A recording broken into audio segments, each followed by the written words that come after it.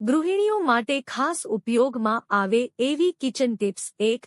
Table કે કબાટના ખાનાઓમાં કાટ લાગ્યો હોય તો એને પહેલા કાચકાગળથી ઘસી લો. પછી એના પર મીણ લગાવી દો. એનાથી એમાં કાટ નહીં લાગે અને જલ્દી ખુલી પણ શકશે. 2. દહીંવડા બનાવતી વખતે પીસેલી મગની દાળ અને અડદની દાળમાં 1 ચમચો મેંદો નાખવાથી દહીંવડા સરસ બનશે. 3. ટીનની ડોલમાં પાણીનો મેલ જામી ગયો હોય તો કાચકાગળ, કાચપેપર થી ઘસી નાખો. મેલ નીકળી જશે. 4. સાડી, ડ્રેસ પર ઝાંખું પડી ગયેલું સોનેરી ભરતકામ ચમકાવવા તેના ઉપર ફટકડીનો ભૂકો ઘસો. 5. ઘરમાં કીડી બહુ નીકળતી હોય તો ત્યાં કોલસાનો ભૂકો, રાખ અથવા લાકડાનો વહેર ભભરાવો. 6. માંકડ હોય ત્યાં કપૂર અને અજમો મિક્સ કરી કપડાની નાની પોટલી બનાવી રાખવાથી માંકડ દૂર થશે. 7. રેડિયાના લેધર કવરમાં ટેલ્કમ પાવડર છાંટવાથી તેમાં ફૂગ થશે નહીં. 8. રેઇનકોટત્રીમાં ટેલ્કમ પાવડર છાંટીને સંકેલવાથી તેની ઘડી ચોટશે નહીં. 9. 3 માસ બાદ ટૂથબ્રશ બદલી નાખવું અથવા બ્રશ કર્યા બાદ હૂંફાળા ગરમ પાણીમાં સહેજ નમક મીઠું ઉમેરી તેમાં બ્રશ જબોળીને ધોઈ નાખવું.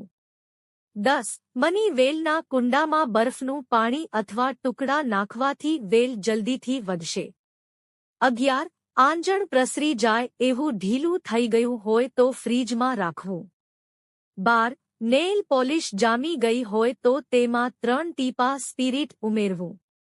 ફરીથી વાપરવા યોગ્ય થઈ જશે. 13. ઊનના કપડામાં લવિંગ રાખવાથી આખું વર્ષ જીવાત રહિત રહી શકશે.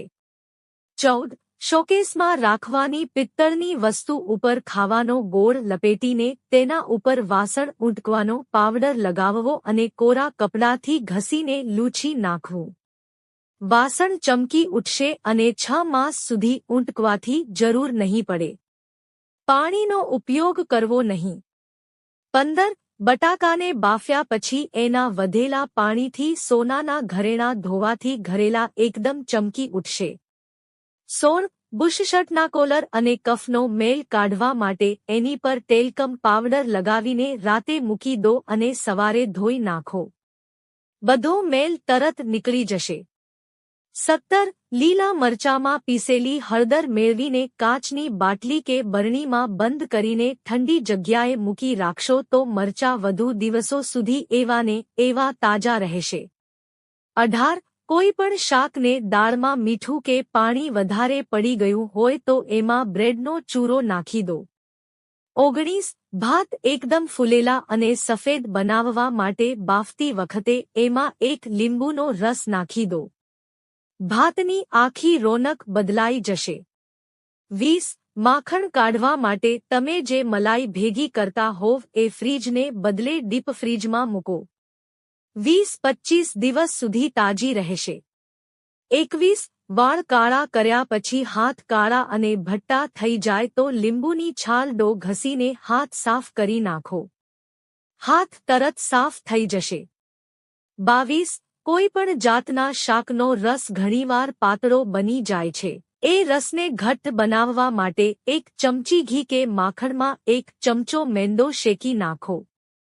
સહેજ બ્રાઉન જેવું થાય કે એ પાતળા શાકમાં નાખી દો. એનાથી રસ એકદમ ઘટ્ટ થઈ જશે. 23. સૂકા ચણા, વટાણા તેમજ બીજા કઠોળને પાણીમાં બાફવા માટે મૂકો ત્યારે એમાં 3-4 ટીપા કોપરેલ નાખી દેવાથી જલ્દી બફાઈ જશે. મિત્રો, જો તમને વિડિયો પસંદ આવ્યો હોય તો વિડિયોને લાઇક કરો અને ચેનલને સબસ્ક્રાઇબ કરો. વિડિયો જોવા બદલ આપ સૌનો આભાર.